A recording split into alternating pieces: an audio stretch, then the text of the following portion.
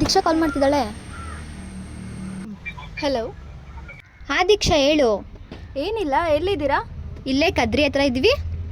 ಹೌದಾ, ಅಲ್ಲೇ ನಮ್ಮನೇನು ಇರೋದು, ಬಂದು ಹೋಗಿ. ಹೋಗೋಣ? ಹ್ಮ್. ಹಾ ಸರಿ ದೀಕ್ಷಾ, ಬರ್ತೀವಿ. ಹಾ ನಡೀರಿ ಹೋಗೋಣ.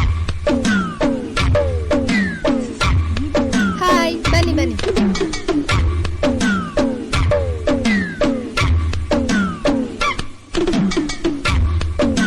ಏನು ತಗೋತೀರಾ?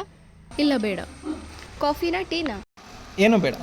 ಪರವಾಗಿಲ್ಲ, ಹೇಳು ಮಾಡಿಕೊಡ್ತೀನಿ. ಪರವಾಗಿಲ್ಲ ಬೇಡ. ಏನಾದರೂ ತಿಂಡಿ ತಿಂತೀರಾ? ತಗೋಬರ್ಲಾ? ಹಾ ಬೇಕು ಬೇಕು.